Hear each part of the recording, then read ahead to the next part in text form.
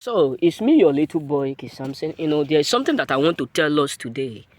God is about to move you from the storm to palace. This is something that many of us need to have faith.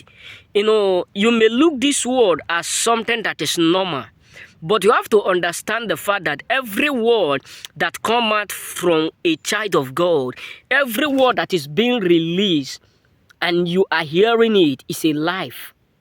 And what is life? Life is something that caused an existence into existing. So meaning that life, the word of God is something that caused things that have not been existing or things that have died to come into life. What does that mean is that when you look at the book of Isaiah, is it not 37, a bit 35? The Bible said, God said to Ezekiel, prophesy to these bones. And the Bible make me to understand that Ezekiel prophesied to that bone. And after he has said, God said, these are the bones of Israel. Meaning that God was aware that the suffering, the pain, the delay, God was aware of every single thing that Israel were passing through. But he kept silent. Why? Because he know that there is a place he is going to take them to. That is why he said to Moses, say to Pharaoh, let my people go. The people of Israel were in the storm.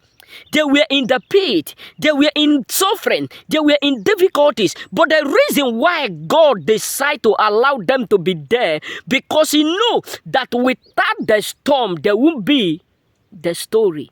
Without even the story, there won't be the glory. Hey, God. This is something that you need to understand about God.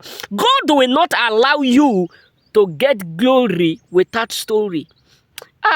Hey, God. God will not allow you to get that blessing just like that. Because anything you get freely, you can easily lose it freely. This is why I love my father. I love my dad so much. I love my dad so much. My dad sometimes my dad will just call me, as a last born. He will just call me and sit me down. He said, Samson, be careful what you get freely. Because if you are not careful of the things you get freely and so easily, you will do what? You will lose it and go back to the starting. Meaning that God will not give you something without you getting the story. So that the glory, you will know the value. That is why I'm here to tell you, no matter what you are going through, no matter the pain, no matter how they are treating you up there as a choose, because I believe that many people will hate you for the sake of the fact that you carry the glory and the presence of God. Because many are called, but few are choosing. So as long as you are among those who are few, that the Lord have chosen, many will be against you. But thou shalt not be afraid, for the weapons of our warfare are not carnal, but mighty through God. Meaning that no matter where you are right now, God is taking you to the palace. Think about the life of Esther. Esther was called nobody, unknown entity, rejected, abandoned, forsaken. Even his life was being threatened by Haman.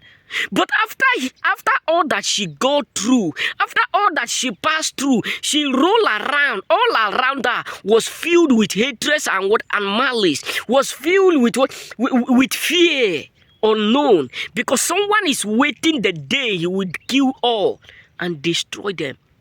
But from nobody she entered into palace. So what am I trying to tell you, choosings? It does not matter what the enemies are plotting. It does not matter where you are. It does not matter who turned against you. It does not matter who rejects you. Remember, the stone that the builder rejected also end up become the chief cornerstone. Remember that the Bible have make it clear that the little beginning of a man may be small, but the latter end will expand. So what is that thing that make you cry secretly? What is that thing that give you sleepless night? What is that thing when you remember how you started it? When you remember all your effort, it look like nothing is coming out. What is that thing? But all I'm here to tell you is that there is a glory ahead of that storm. There is a glory ahead of that delay. There is a glory ahead of that betrayed. Anything that you are going through right now is always for the glory of God. Do not let the enemy rejoice over the glory that God is about to give you. Because many of them up there are secretly hoping to get what you have. Because they know that God is taking you in all this. It's just God is processing you for a greater grace. God is just processing you. God is trying to manufacture you, take you from manufacturing process into a finished goods. That when you get to your finished goods, you will understand what it takes to be there. Hey God, that is why you should not be afraid. That is why you should not be devastated. That is why you should not be hurt. If you are passing some challenges in life, because time will come when you will look around you, when you look at your past. That's why sometimes when I look at myself, I'll just be like, well, how come I am able to buy water? How come I am able to buy shade? How come I am able to be walking, whereby many people have already called me all kinds of names? How come is it that I am able to feed myself? I was homeless. Yes, it pain, but I can boldly say that the Lord is good. Yes, I was rejected and abandoned, but I can boldly say that the Lord is good. I was rejected, forsaken. Many people mocked me, laughed me. Many people were saying, how will you survive this situation? Will it not be good for you to go back to that place where you are being treated and maltreated like a slave? Will it not be good for you to go back to that place where they called you nobody? Where they treat you as if you have no hope? That as if you cannot do without them? Will it not be better? But I look at it, I said, it is better not to eat what you have vomited.